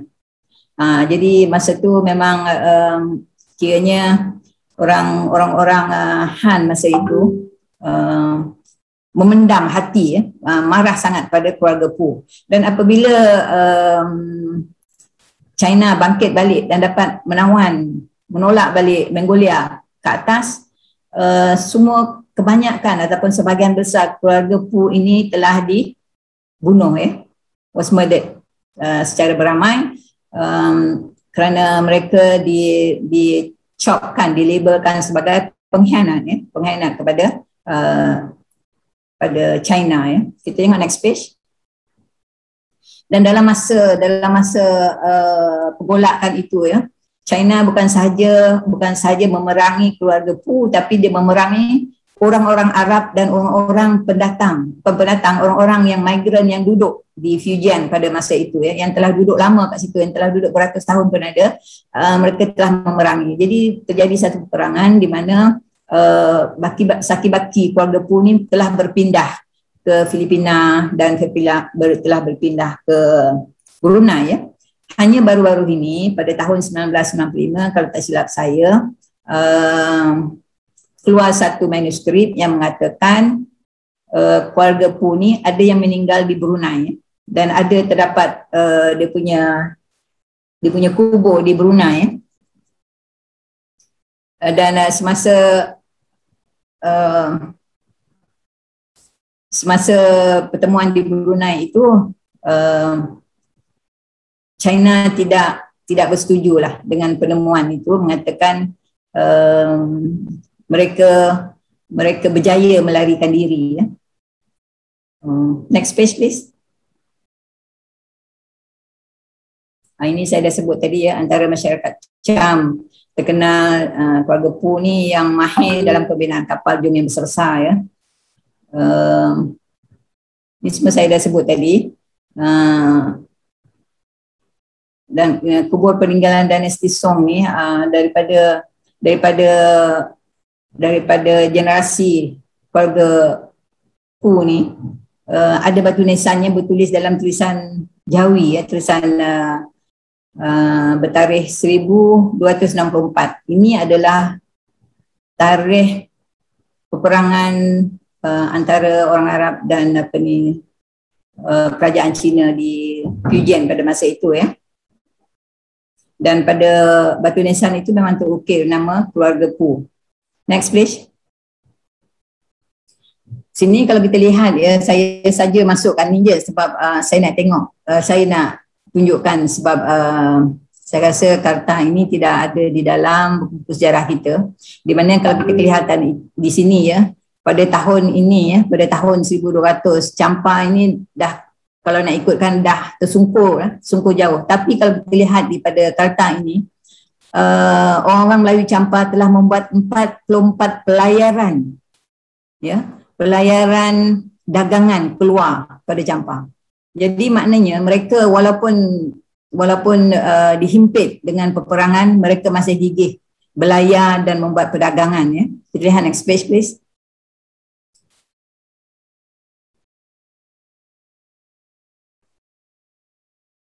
Ini pun saya dah sebut tadi, saya sebut di mana keluarga Poh ni memang dia menjalankan pembinaan kapal ni berasal usul daripada moyang dia dahulu ya, sebelum keluarga itu berkahwin dengan orang Parsi, orang Arab. Memang dah lama dia buat kapal-kapal ni, daripada sikit-sikit jadi sehingga mereka dapat membuat kapal besar-besar ya. Dan ini pun saya dah sebut ya, di mana Raja Mongol telah menang melawan China dan mengarahkan pembinaan 200 kapal besar untuk tujuan pencerobohan Mongol di luar China ya. Next page please. Kalau kita lihat ya, kalau nak buat kapal sampai 200 kapal ya, within a few years you may need probably 1,000 staff lah. There's a lot of ramai pakar yang diperlukan untuk membuat kapal sebanyak itu ya. Teknik pelayaran purba ni era Empayar Melayu Sriwijaya dan era Kesultanan Melaka dan Majapahit ya, di mana suku kaum Melayu di Nusantara ini seperti juga suku kaum Austronesia yang lain menggunakan sistem navigasi yang kokoh ya, amat kokoh. Orientasi di laut dilakukan dengan menggunakan pelbagai tanda semula jadi yang berbeza dan menggunakan teknik astronomi yang sangat khas disebut navigasi jalan bintang ya. Ini didaftarkan di dalam buku di Eropah, yang mana bukan saja menggunakan psycho navigation, dia menggunakan bintang ya. Cara astronomi yang dibuat ya, penulisan yang dibuat especially dekat Jawa ya, according to the writers is very canggih ya, canggih. Pada dasarnya, para pelaut menentukan haluan kapal ke pulau-pulau yang diakui dengan menggunakan posisi naik dan terbenam bintang tertentu di atas cakrawala. Ini ditulis oleh beberapa penulis di sini ya. And next page. Ni pada era Majapahit lagi ya. Pada era Majapahit lagi dan Kesultanan Melaka, kompas dan magnet digunakan ya. Dan dalam kartografi, dalam pemetaan sains diperkembangkan. Ya, penggunaan peta yang penuh dengan garis bujur melintang, garis ram, garis laluan langsung yang dilalui kapal Melayu direkodkan oleh orang Eropah. Sehingga orang Portugis menganggap peta Melayu adalah peta terbaik pada awal tahun 1500. Ini adalah penulisnya ya. Nama buku dia adalah Perahu Tradisional Nusantara yang ditulis di Jakarta, diterbitkan di Jakarta. Dan satu lagi pemerhati adalah Niccolo di Conti ya. Dia menceritakan perjalanan di Asia Tenggara antara tahun 1416 hingga 1444, menggambarkan kapal-kapal yang jauh lebih besar daripada kapal-kapal Eropah, mampu mencapai ukuran 2000 tan ya. Kalau 2000 tan ni ya, boleh dikatakan dalam 200 lebih kaki lah, dengan 5 layar dan banyak tiang ya. Bahagian bawahnya dibina dengan 3 papan untuk menahan kekuatan ribut di mana mereka terdedah. Jadi saya lupa tulis kat sini penulis dia yang sama, di mana dia mengatakan layar itu adalah 4 segi ya, bukan 3 buju. Next page. Ini kita this is almost towards the end. Enrique of Melaka ya, Panglima Awang. Saya sebenarnya ada menulis tentang Panglima Awang ni ya. Ini buku dia. Dia Panglima Awang ni adalah seorang anak muda yang membantu peperangan Kesultanan Melaka semasa Portugis menyerang Melaka. Ya, jadi sini gambaran perjalanan dia ya daripada Melaka. Dia ditawan ya, dia ditawan oleh Magellan. Magellan masa itu bekerja bersama dengan Albuquerque yang menyerang Melaka. Jadi dia daripada Melaka, apabila ditawan dibawa pergi ke Sabah, dan balik ke Melaka, dan balik ke Spanyol ya. Itu adalah route perjalanan mereka pergi balik ke Spanyol ya. Next page. Dan ada juga dokumen ya, lepas selesai penjelajahan daripada Spanyol mengikut Amerika dan mengikut laluan lain ya, sampai ke Cebu, Filipina ya. Ada juga dokumen yang menafikan Panglima Awang ataupun Enrique sebagai asisten Magellan yang mengelilingi dunia.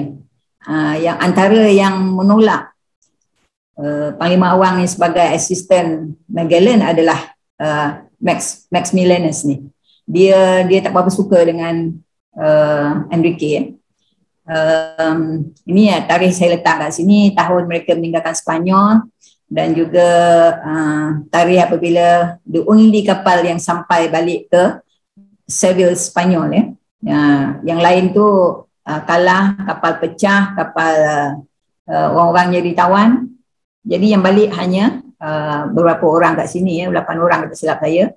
Magellan asalnya berhasrat membuat ekspedisi mencari laluan barat ke Moluku. Ya, dia terkenal rempah ratus seperti bunga cangkih. Kenapa bunga cangkih? Ya? Bunga cangkih pada zaman itu amat popular. Because bunga cangkih ni juga digunakan seperti tongkat ali. Tongkat ali ya, untuk orang lelaki. Dia banyak menggunakan bunga cangkih untuk kekuatan dia punya libido dia ya. Dan kayu manis juga buah pala. Sepanyol terdesak untuk mencari jalan alternatif kerana jalan yang biasa dilalui telah dicop sebagai laluan Portugis. Jadi orang Sepanyol dah tidak boleh lagi laluan itu ya. Jadi kena cari laluan lain. Jadi itu sebabnya Magellan mencari jalan mengikut Amerika, kalau kita tengok daripada peta tadi ya. Dan apabila Magellan mempersembahkan hasratnya kepada Pope, ini kerana semua perjalanan orang-orang Eropah ke sebelah timur hendaklah melalui Pope pada masa itu ya, Pope di Vatican, kerana mereka utusan mereka tu actually one of the utusan is to spread Christianity ya, untuk menyebarkan Christianity. Okay, next page please. Dan pada mereka ya, daripada tahun berapa tadi yang saya sebut, dia meninggalkan Sepanyol dan mereka pulang balik ke Sepanyol pada tahun 22. 3 tahun ya pelayaran mereka ya. Daripada 270 klasi yang menyertai armada, hanya 18 berjaya kembali ya. Bukan 8 ya, 18 berjaya kembali, dan daripada 5 kapal, 1 kapal sahaja yang berjaya kembali ya. Dan nama kapal ni adalah kapal Victoria, penuh dengan rempah ratus, dan Raja Sepanyol menghadiahkan Sebastian pencen dan juga coat of arms ya, to recognize, mengiktiraf Sebastian sebagai orang yang pertama mengelilingi dunia. Ya, dia cakap sini, you were the first to encircle me. Ada indisi dia punya coat of arms, Primus circumdesti me, something like that ya. Tapi secara resminya Panglima Awang Enrique adalah orang pertama yang mengelilingi dunia setahun setengah lebih awal daripada Sebastian Elcano ya. Dan di dalam buku saya ini saya ada tuliskan ya, saya tak sempat nak masukkan tadi, tapi sini ada dua tiga penulis ya yang mengatakan, ini penulis ni ada Dr. Penelope dan satu lagi Carlos, satu lagi Reinhard ya. Dia mengatakan Enrique adalah orang yang pertama completed the 360-degree circumnavigation of the world. Dan banyak lagi ya, tulisan ni banyak lagi. Maknanya pengiktirafan itu adalah pengiktirafan yang yang sahih ya, yang sahih dan yang boleh kita gunakan sebagai kata pandu untuk mengiktiraf Enrique sebagai orang pertama sekali yang mengelilingi dunia, dan dia adalah orang Melayu ya. Dan next page please. Okey. Apa yang lebih menarik yang saya cakap ramai orang tak tahu ya, adalah baru-baru ini saya mendengar ceramah daripada seorang profesor Danilo Girona ya. Dia profesor daripada Filipina, profesor sejarah. Dia sebut dia telah pergi ke Seville, tempat kediaman Magellan dan juga Enrique, dan telah membaca banyak manuskrip di sana dan mendapati penulisan daripada Antonio Pigafetta dan juga penulisan Magellan. Enrique adalah daripada Melaka. Probably origin dia Sumatera, tapi dia adalah daripada Melaka. Jadi profesor ini dah bersetuju ya, sort of agreed that Enrique adalah daripada Melaka. Dahulunya beberapa tahun yang lepas ya, kalau nak ikutkan 60 tahun yang lepas ataupun 70 tahun yang lepas, Filipina juga Indonesia, dia mengatakan Enrique berasal dari negara mereka. Ya, tapi hari ini baru-baru je lagi, just 1-2 months ago ya, dia adakan webinar ceramah tentang Enrique, specifically tentang Enrique. Dia kata kat sini Enrique adalah daripada Melaka, probably origin daripada Sumatera, because it's proven dalam penulisan Antonio Pigafetta. Dan Enrique bukan dibeli tapi di-captured ya. Dan Magellan adalah colonial commander yang bekerja di bawah Albuquerque di masa perangan di Melaka ya.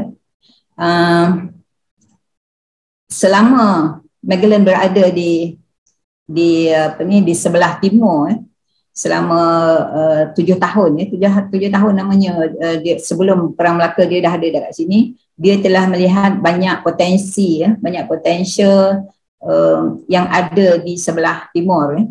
Jadi apabila dia bawa dia punya cadangan kepada raja Sepanyol dan juga raja Portugal. Raja Portugal bermula tidak mau mendengar cadangan dia, jadi dia bawa dia punya cadangan kepada Spain, Spanyol. Dan the Spanish Crown masa itu dan Privy Council bersetuju, dia impressed dengan Magellan punya navigational knowledge. Dan semasa dia berjumpa dengan Raja Spanyol itu, dia bawa sekali Enrique bersama dengan seorang wanita Sumatera.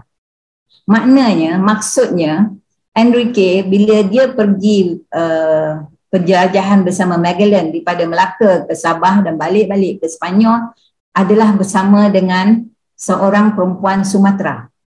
Ya. Jadi kalau kita lihat ya, keberadaan waktu dalam perjalanan dan sampai ke Portugal dan Sepanyol, dan semasa mereka berada di sana selama 8 tahun lagi di sana ya. Tidakkah kita merasa nak bertanya sesuatu? Apa terjadi pada Enrique bersama wanita ini semasa di Sepanyol? Tidak ada siapa-siapa membuat any research on this. Tak ada. Saya dah lihat tak ada. Ya. Jadi sama ada Enrique bawa balik wanita ini melalui Amerika dan balik ke Cebu, tidak ditulis. Kerana banyak yang mati along the way, banyak yang mati atas sebab penyakit, kencing tikus dan macam-macam lagi ya, tak ada makanan, tak cukup air, macam-macam dalam perjalanan dia daripada Spanyol, Seville Spanyol ke Amerika, sampai ke Guam, sampai itu macam-macam terjadi. Jadi tidak disebut tentang wanita ini. Adakah dia berkahwin ataupun ada anak bersama wanita ini, kita tak tahu. Sebab apa saya tanya kat sini, sebab apa saya ketengahkan kat sini adalah kerana ada pula penulisan yang baru mengatakan Enrique ataupun Panglima Awang ini berkahwin di Melaka ataupun di Negeri Sembilan. Ya, jadi one part of the history dia dengan orang Sumatera ini tidak diketengahkan. Bukan sebab tidak diketengahkan, mereka tidak tahu history ini. Tidak tahu ya. Padahal ada tercatat di dalam penulisan Antonio Pigafetta. Dan Antonio Pigafetta ni actually dia punya catatan original je diberi kepada the Spanish Crown. That's the original. Apa yang dia tulis dalam dia punya diary harian dia.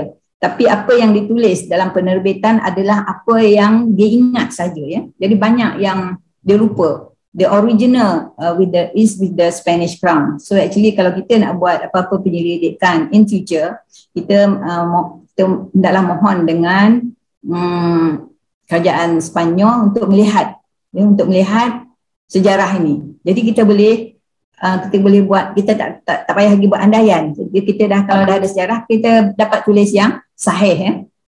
Jadi di sinilah saya rasa beberapa penemuan terbaru yang tidak diketahui oleh sejarawan di rantau ini, ya.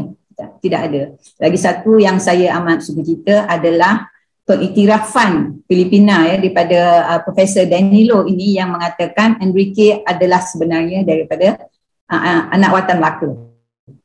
Jadi dari situ kita kena ambil, ya, kita kena ambil opportunity daripada sini, di mana sekarang ini asal usul Enrique dah ditetapkan sebagai daripada Melaka.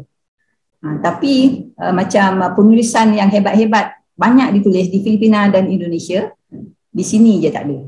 Ya, tapi saya ingin ketengahkan juga pernah Tun Ali Rustam membuat drama tentang Enrique, ya. Jadi saya rasa banyak of the text yang ada ni tidak ditulis ataupun tidak dimasukkan di dalam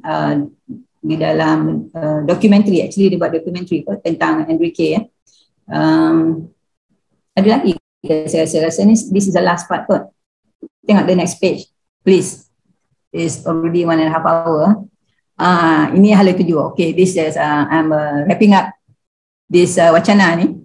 Hala 7 pemekasaan kepakaran maritim Melayu. Ini adalah soalan daripada Midas tadi, ya. Peruntuk kita, apa yang kita perlukan adalah peruntukan dana untuk penyelidikan dan kajian yang lebih terperinci, yang lebih kritikal, yang lebih sahih, ya. Dan masukkan apa jua penemuan ataupun kedapatan daripada research ini ke dalam silibus sekolah, buku sekolah. Dan kita kena adakan motivasi dan galakan dalam menceburi pembelajaran pembuatan kapal, ya, pada anak-anak muda, generasi muda, supaya kita punya kepakaran dan kemahiran pembuatan kapal ini tidak hilang begitu saja, ya. Dan Malaysia wajar mengambil tempat pemekasaan sejarah alam maritim dalam sejarah. Penggembaraan wrong spelling, penggembaraan Enrique Melaka ataupun Palembang Awang ni, actually daripada pengalaman dia tu kita banyak belajar, ya. Bukanlah Enrique menjelajah dalam pelayaran dia itu hanya mengikut bintang, tapi pada waktu itu telah pun ada kompas, ya, digunakan di Melaka dan juga di Jawa, ya. Ini kita kena jadi itu sebab dia punya perjalanan tidak terkeluar ataupun tidak sesat, ya, tidak sesat. Dan lagi satu ialah pendidikan dan anugerah ilmu ni. Ini saya what do you call? I just wrap up the whole thing, ya. Pendidikan dan anugerah ilmu peruntukan terbaik, ya, sepanjang usia adalah nukleus kejayaan, ya. Cita-cita untuk belajar, nukleus yang diasingkan, informasi seperti juga pendidikan, satu ekspedisi yang bukan destinasi. Dia ekspedisi, ya. Learning is a ilmu ni is a learning curve. Sentiasa kita belajar, ya. Dan reformasi seperti juga pendidikan ni, and then kalau kita develop benda ni berterusan, sure kita akan succeed permanently, ya. Jadi kita kena ambil daripada semua ni, kita kena ambil iktibar untuk tidak melepaskan kita punya opportunity, ya. Kerana sekarang ini kita dah ketahui banyak dah negara di rantau ini telah meninggalkan sejarah maritim ini. Jadi kita ambil, kita perasakan balik, kita ambil balik dan kita boleh jadi jagoh, ya, jagoh dalam sejarah kepakaran maritim Melayu ini. Dengan ini saya ucapkan berbanyak-banyak terima kasih kerana menjemput saya. Disudahi dengan wabillahi taufiq wal hidayah. Assalamualaikum warahmatullahi wabarakatuh. Majlis Makan ucapkan ribuan terima kasih kepada Puan Zahra atas perkongsian maklumat dan sebenarnya analisis dari perspektif sejarah yang mana saya kira ia akan menjadi sangat bernilai sekiranya kita garapkan kepada strategi dan hala tuju maritim negara. Saya kira juga perkongsian ini juga agak rare pada sisi dialog pada kali ini.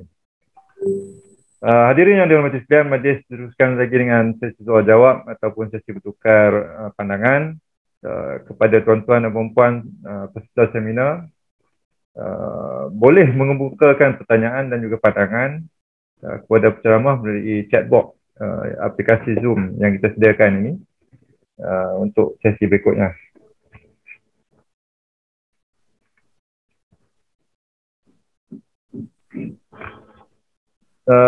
Okey puan, ada izinkan saya membuat satu soalan daripada Laksana Komander Fahri daripada Markas Wilayah Laut 3 Langkawi.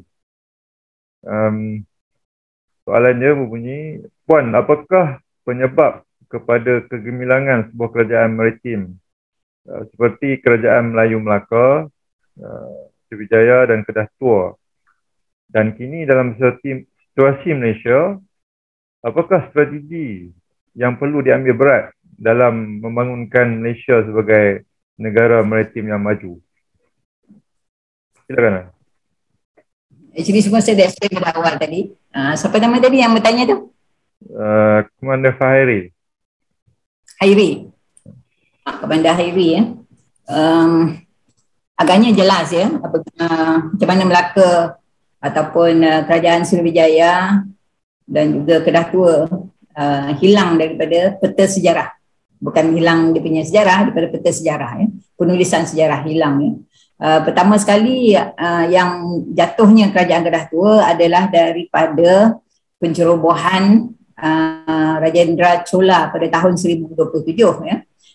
Itu adalah pertama kali wilayah semenanjung Darah Melayu Malaysia ini diperangi, dicerobohi oleh bangsa asing ya.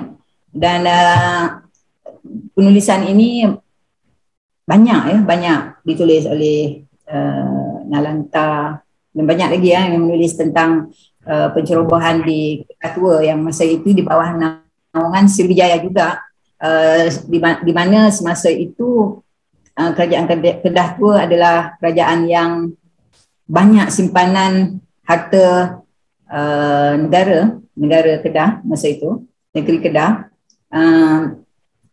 And one of the reason kenapa India menceroboh, dia bukan India, kerajaan Rajendra Chola ni adalah daripada Nagapattinam. Nagapattinam ni adalah wilayah selatan India di mana berasal usulnya dan banyak daripada orang India kat sini berasal usul daripada sana jugalah ya. Nagapattinam ni adalah sebuah bandar yang pada masa itu probably bandar itu agak berjaya ya, tapi hari ini rasanya Nagapattinam itu adalah yang termundur sekali pada saya lah. I have been there actually. Pencerobohan Rajendra Chola pada masa itu menghapus-pupuskan Bandaraya Kedah Tua ya, yang mempunyai tembok yang besar, yang mempunyai simpanan emas, khazanah yang banyak ya. Ramai yang mati, dibunuh, dirogol, macam-macam lagi ya. Itu adalah antara satu sebab kenapa jatuhnya Kerajaan Kedah Tua. Dan selepas itu Rajendra Chola ini dia berpatah balik belakang Sumatera dia punya kapal-kapal dia ikut jalan belakang, pusing belakang Sumatera, dia pergi sampai ke Jambi. Dan dia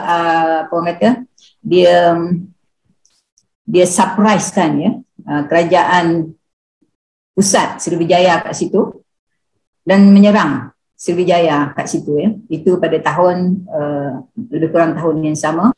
Di situlah bermulanya kejatuhannya. That one was maybe 1100 kejatuhan Sriwijaya. Itu bermulanya jatuh perlahan-lahan Kerajaan Sriwijaya dan orang India dan juga pembesar-pembesar India mula masuk menyerap di dalam kerajaan Sriwijaya, ya.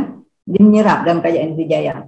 Sebab kita lihat pada tahun 1200 kerajaan Sriwijaya masih lagi menghantar ataupun menjelajah ataupun berdagang sampai ke China. Sebabnya masih lagi dia bertahan walaupun pembesar-pembesar India ada masuk di dalam kerajaan mereka. Sehinggalah dia jatuh apabila Majapahit menjadi besar.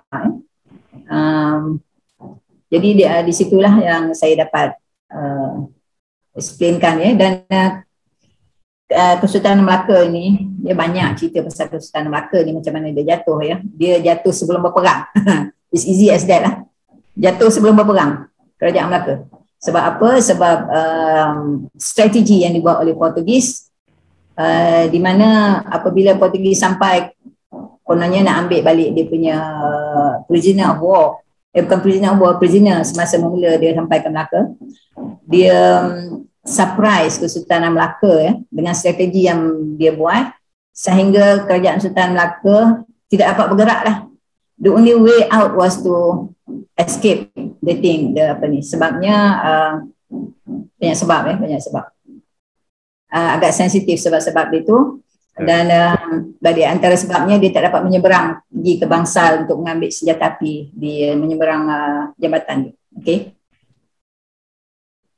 Terima kasih Puan atas penjelasan yang saya kira sangat terang dan jelas. Kita ada satu lagi soalan. Soalan ni agak dia lebih kepada historic claim daripada Lieutenant Commander Muzaffar daripada Markas Wilayah Laut 2 Sabah. Soalan dia berbunyi, Laut Cina Selatan kini dilihat sebagai salah satu medan pertikaian yang melibatkan pelbagai negara di sekelilingnya. Ada pendapat bahawa Laut Cina Selatan pada satu ketika dahulu dinamakan sebagai Laut Champa.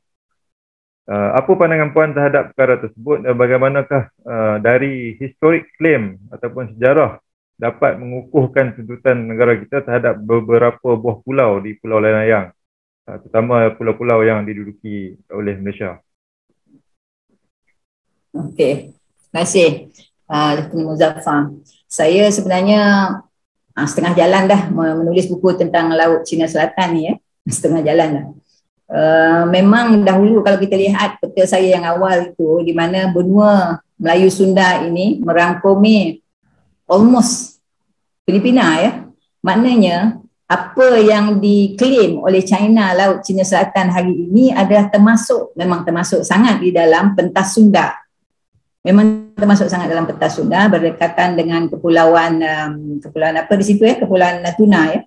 Dan juga pulau yang kecil kat situ, Spratly Island. Dan rasanya Filipina telah pun bawa ke bangsa-bangsa bersatu tentang hal ini, dan rasanya kita boleh lagi ketengahkan tentang hal ini jikalau kerajaan ada willpower. Dia mesti ada willpower, ya, kerajaan Indonesia, Malaysia, Brunei dan Filipina, dan juga Siam dan juga Vietnam. Kalau tak ada willpower, kalau dibiarkan, memang kita berada dalam genggaman mereka dan mereka berada dalam perairan kita sebenarnya. Itu adalah pentas Sunda. Kalau kita lihat betul-betul peta benua Sunda itu memang dia di dalam, ya. Dan dahulunya semasa mulanya orang-orang Eropah datang ke sebelah timur, dinamakannya laut itu sebagai Laut Melayu, ya, Laut Melayu. Di situ Malaysia Sea. Kalau kita tengok peta-peta lama, ya, Laut Melayu. Kenapa dia tulis situ Laut Melayu? Sebab apabila dia menjelajah ke kepulauan situ, semua orang kat situ didapatinya betul-betul di dalam satu bahasa seakan bahasa Melayu lah, ya, walaupun slang ataupun dialek lain, tapi bahasa asas dia adalah bahasa Melayu, jadi dinamakan laut itu Laut Melayu.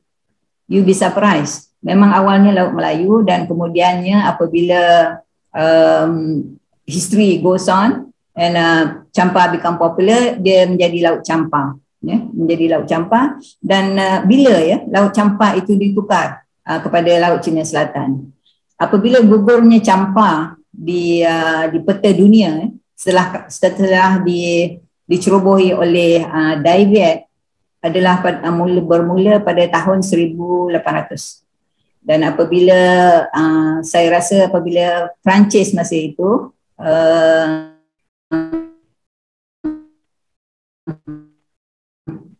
dapat mengalah Vietnam untuk seberapa seketika. Jadi pada masa itu saya tengok nama Laut Campar itu sudah ditukar kepada Laut Cina Selatan. Itulah masanya di mana nama laut itu ditukar. Saya rasa kalau kita buat satu seminar international seminar, ini saya punya cadangan, sebab dia Muzaffar tanya pasal cadangan.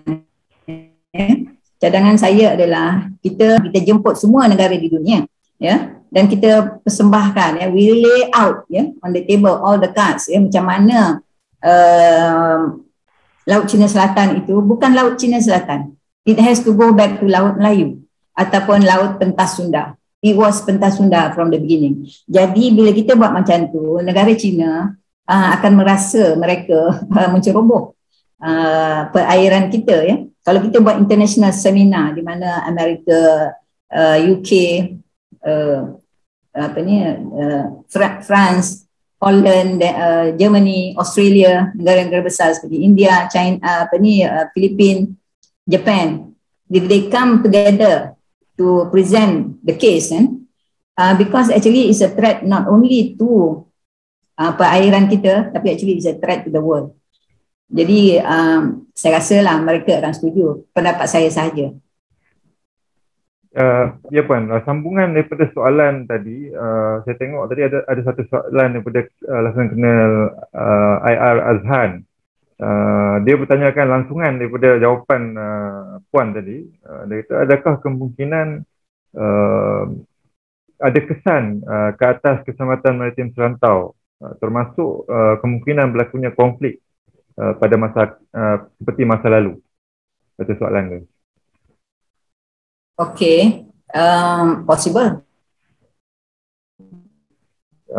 Possible Puan. Because kalau kita biarkan China knowingly apa yang berlaku di Nepal, apa yang berlaku di negara jiran sebelah sana, ya, dan juga Vietnam dan juga Siam dahulu, sekarang dia di Thailand, ya. Mereka saya tak tahulah, ada penulisan sejarah mengatakan kawasan di sebelah selatan sini termasuk Indonesia, ya, Malaysia, Indonesia adalah provinsi dia yang ke-9 atau sampai ke-13, ya. Jadi keberadaan mereka di Laut Cina Selatan, saya tak nak sebut Laut Cina Selatan sebenarnya, ya, keberadaan mereka di kepulauan yang mereka buat sekarang ni yang berdekatan dengan Natuna akan melimpahkan kekacauan di rantau ini, bukan sahaja dengan kita tapi dengan negara-negara besar seperti Amerika, Australia dan juga United Kingdom, ya. Jadi akibat nanti peperangan dia, kita pula yang terkena, ya.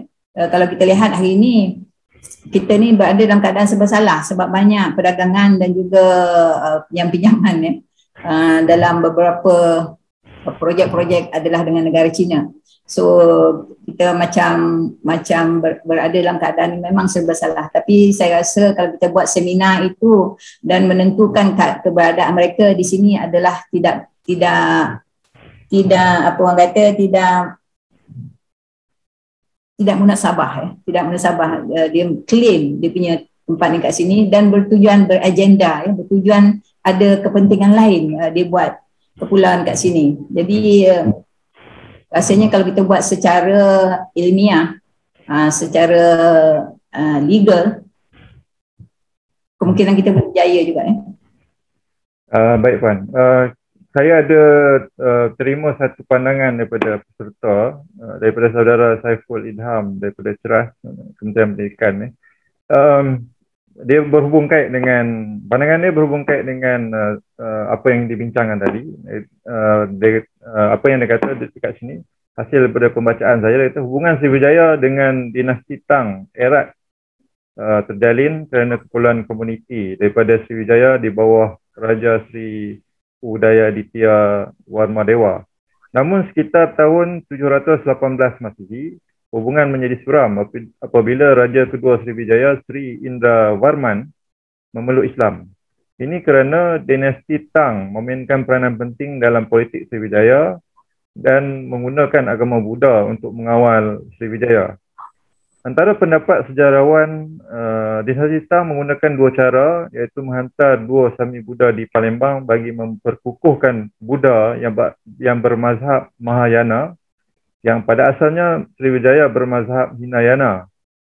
Dan kedua, dinasti Tang memberi tekanan kepada Sri Indra Warman dengan menghasut orang-orang Melayu memberontak dan menyingkirkan Sri Indra Warman dan digantikan kepada Raja Ruda Vikraman yang beragama Buddha. Justru pada pandangan saya melihat telah ada peranan dinasti-dinasti Cina. Begitu juga dengan kerajaan Chola yang telah sampai ke alam Melayu dalam usaha memonopoli perdagangan oleh kerajaan asing, terutamanya perdagangan rempah pada sebelum kurun yang pertama. Jadi begitu juga serangan-serangan sejak dari ratusan tahun daripada bangsa Thai dari utara hingga ke Kedah dan Kuala Pinang. Jadi saya melihat kita tidak boleh lalai dan lemah dalam hal-hal pentadbiran politik, terutama sekali dalam mengekang kebangkitan kuasa Cina sebagai sebuah kuasa besar dewasa ini. Sekian pandangan saya. Ini pandangan daripada peserta, Puan. Ada ulasan daripada Puan? Saya setujulah dengan itu. Saya saya ingin tambah. Agama di sebelah sini, di sebelah rantau sini bermula dengan Buddha. Lepas tu baru Hindu. Ya, baru Hindu. Jadi Buddha lama dan Hindu agak sekejap, tak lama. Budaya Hindu. Penyebabnya adalah kekalahan Champa. Semasa Champa zaman eranya, dia adalah agama Hindu, dan apabila dia menghadapi kekalahan, dia berubah kepada agama Islam. Orang Melayu Champa berubah daripada agama Hindu pergi ke agama Islam, dan Islam didatangkan daripada China masa itu, kerana semasa wafatnya Nabi, sahabat Nabi pergi ke China, pergi ke China, dan penyebaran Islam daripada China tu ke Champa agak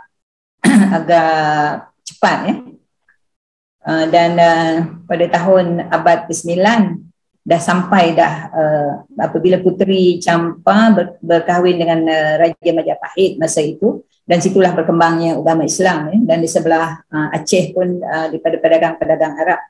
Jadi kalau kita lihat, bukannya Hindu dahulu, tapi Buddha dahulu. Mati Buddha, bila jatuhnya Buddha baru datang Hindu, agama Hindu. Jadi yang lain tu,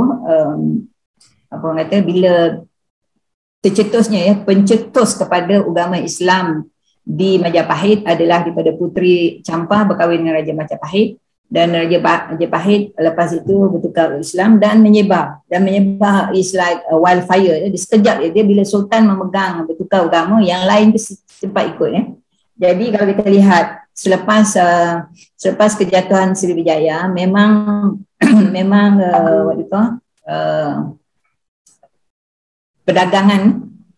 pelayaran perdagangan ini diambil alih oleh Melaka, dan selepas itu lepas kejatuhan Melaka baru habis, jatuh terus kepakaran dan pelayaran perdagangan alam maritim Melayu. Baik, kita ada satu soalan yang lain daripada Komander Ajit Singh.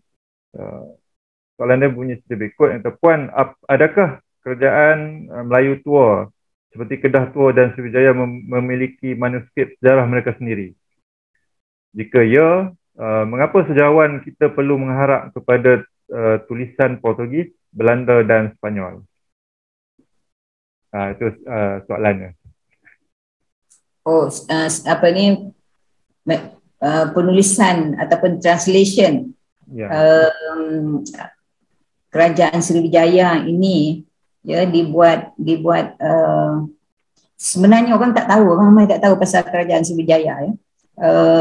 Dia apa ni, penulis pengkaji daripada Perancis mula dapat membaca suratan tulisan Sriwijaya, dan daripada situ mereka dapat olah. Jadi olahan itu kalau kita nak harapkan daripada tulisan Sriwijaya, ia mula didedahkan oleh masa itu penulis sejarawan Australia ya, dan juga diedarkan di media Australia pada masa itu dalam tahun 1995 kot. Dia punya tu. Lepas tu kita mesti we must know selepas pencerahan dan penularan sejarah Sriwijaya, baru penulis-penulis sejarah yang lain teringat tentang macam mana Sriwijaya ini berkembang pada masa itu, tapi tidak diendahkan, tidak diambil tahu. Diingat kerajaan itu kerajaan Melayu biasa ya. Dan apabila kita lihat lebih mendalam, banyak sejarah Sriwijaya ini ditulis oleh pedagang Timur Tengah, pedagang Arab ya. Jadi itu sebab kita tidak boleh mengambil daripada satu sumber sahaja, Tuan Ajib Singh ya. Kita kena ambil banyak sumber ya, untuk kita bukan nak mempertikaikan, kita bukan nak untuk nak bergaduh apa, kita nak melestari sejarah ya. Is history, and we should know history. We should know history yang sahih ya, bukan sejarah yang ditulis atas andaian. Jadi kalau kita merujuk pada banyak punca, kita dah tak silap dah kat situ. Thanks. Boleh saya akhirkan? The last question ya. The last question, kita lihat daripada Lieutenant Commander Syarul Effendi daripada kapal Diraja Terengganu. Soalannya bunyi, berdasarkan penerangan Puan, kita adalah sebuah bangsa maritim yang hebat dan digeruni pada satu ketika dahulu. Bagaimanakah budaya bangsa maritim itu dimatikan? Siapakah yang mematikannya? Dan bagaimanakah kita boleh membangunkan semula? Mungkin soalan akhir tu Puan telah jawab, tapi yang ada sebelum tu, bagaimanakah budaya bangsa ini dimatikan dan siapa mematikan, itu mungkin Puan boleh jawab. Silakan. Actually yang mematikan tu sebab kepakaran kita tu mati bersama ya. Semasa dalam peperangan, semasa dalam penjajahan, kepakaran, kemahiran itu mati bersama ya. Tidak disambung oleh generasi muda. Tidak disambung oleh generasi muda. Yang lain, dia ada question you brought up tu adalah redundant and repetition, ada banyak kali ketengahkan. Tapi if you sasarkan ya, tujukan kepada hanya kenapa ia jatuh adalah kerana kita dijajah selama 400 tahun. It's a long time, you know. It's continuously, lepas satu, lastly lepas kita mula-mula dijajah oleh Raja Chola, lepas tu oleh Thai, tahun musuh bisik, lepas itu oleh Portugis, lepas itu oleh Belanda, lepas tu oleh British, lepas tu balik kepada komunis, lepas tu British balik. Ia berterusan, jadi kita tak sempat nak bangun. Itu pendapat saya lah, kita tidak sempat nak bangun kerana penjajahan berterusan ya. Dan hingga ke sebelum mereka pun kita masih lagi terperosok kat satu tempat, kat kampung ke pedalaman ke apa, kita tak dapat membangun sebabnya tak ada sesiapa a real good leader yang bangkitkan balik semuanya. It has to be, all has to be about goodwill, strong willpower lah. Okey Puan, terima kasih atas penjelasan yang saya kira sangat terang dan jelas daripada Puan Zahrah. Memandangkan kita kesukaan masa, sekali lagi Majlis merakamkan terima kasih kepada Puan Zahrah atas jawapan yang begitu komprehensif. Begitu juga soalan-soalan dan pandangan yang bernas kepada hadirin sekalian. Sekiranya ada soalan lagi, kita dah tak ada masa, mungkin boleh dimajukan basingan kepada pihak Maidas dan kami boleh sampaikan kepada Puan Zahra.